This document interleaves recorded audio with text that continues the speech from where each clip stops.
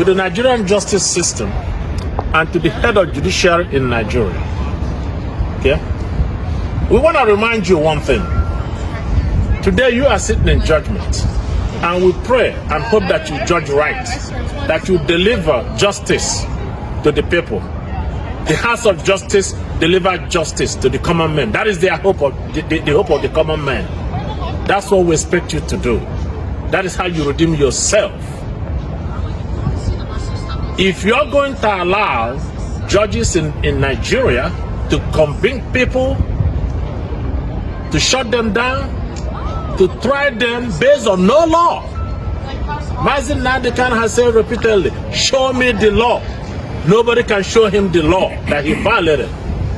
Not Omotosho himself, sitting on the bench and cannot show the law to the accused. Where does that happen? The prosecution cannot show the law to the accused. The Chief Justice of Nigeria cannot show the law to the accused. The head of the executive, Tinubu, cannot show the law to the accused. Where is the law?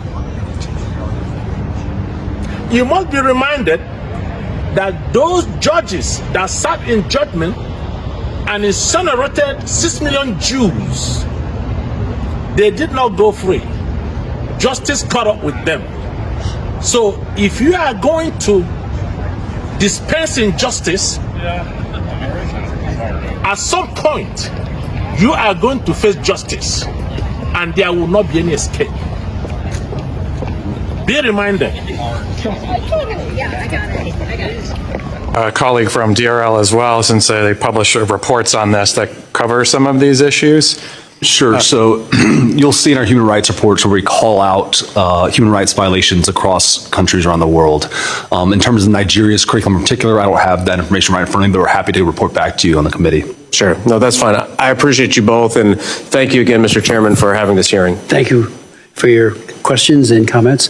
We are joined by the former chairman of the Africa Subcommittee, who is now over at the Energy and Commerce Committee, James, and I want to thank him. February of 2024, he had a very important hearing on Nigeria and other advocacy throughout that time. So the floor is yours. Mr. Chairman, thank you so much for your personal invitation, for your leadership, and for your friendship. I'm honored to be back.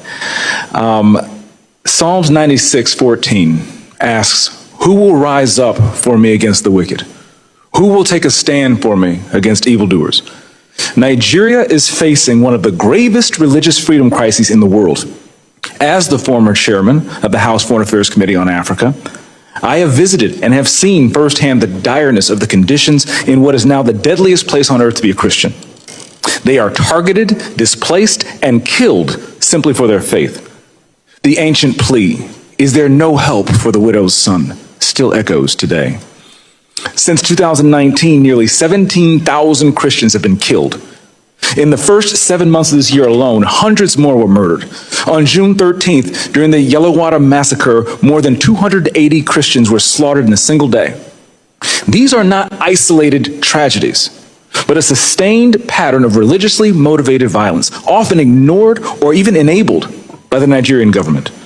Extremist groups like Boko Haram, Fulani militants, and ISIS West Africa attack often without any meaningful intervention from authorities. The lack of response has created an atmosphere of impunity where Christians continue to live in constant threat and fear. The United States has previously recognized this crisis. President Trump not only designated Nigeria as a country of particular concern during his first term, but redesignated it again in his second term after President Biden inexplicably removed that designation. Religious persecution is tied to political repression and weakening institutions in Nigeria. Example, the detention of Mazi Nnamdi Kanu is a clear example. In 2022, Nigeria's Court of Appeal struck down the charges against him and ordered his release. The UN Working Group on Arbitrary Detention has also called for his unconditional release. Yet he remains in solitary confinement, in deteriorating health, and recently had to represent himself in court. Nigeria has signaled that the law is optional and targeting Christians is fair game. Just hours ago this morning, despite the pleas and cries of the Nigerian people and many Nigerian lawmakers, Mazi Nnamdi Kanu was convicted on all charges. For fiscal year 2025, The U.S. has requested nearly $8 billion for sub-Saharan Africa. But when Americans see political prisoners, judicial defiance, and the slaughter of Christians, they understandably ask as they meet their own struggles, why should our tax dollars support governments that refuse to protect their own people? Is our aid aiding a genocide? Nigeria is a nation of tremendous potential, but that potential is being choked out by violent persecution of its Christian population. No country can build a stable future where churches are burned, believers are killed, and communities live in fear. The United States must stay engaged, and Nigeria must change course now. Mr. Pratt, a direct question. Do you believe, in your professional assessment, that the government of Nigeria has been infiltrated by jihadists? I do not believe that the government of Nigeria has been infiltrated by jihadists. Okay, because when you look at the selective enforcement of the rule of law, one might question if there are any favoritism or looking the other way when groups are being specifically targeted, despite the fact, as my colleague Mr. Moore mentioned, not enforcing the rule of law with regard to weapons. My next question. How has the Nigerian government reacted since President Trump's country of particular concern designation announcement? They have taken the designation very seriously. There is a senior delegation here now. They will meet with the most senior officials of the U.S. government this week, and we have already demarched the government in Abuja and here in Washington on the action plan, and I can say that the results so far have been positive in terms of cooperation.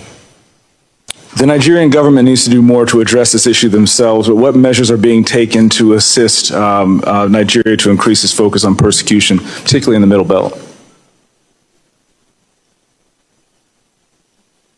Yeah, so thank you for your question, Congressman James. As you mentioned, the Middle Belt is a particular concern.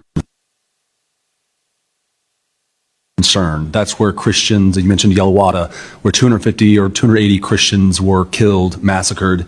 They were targeted because they were Christians. Churches have been burned there. There have been internally displaced people there. And so we're reviewing all options at the State Department, including Chairman Smith, you mentioned in our bureau, we have Global Magnitsky Act sanctions.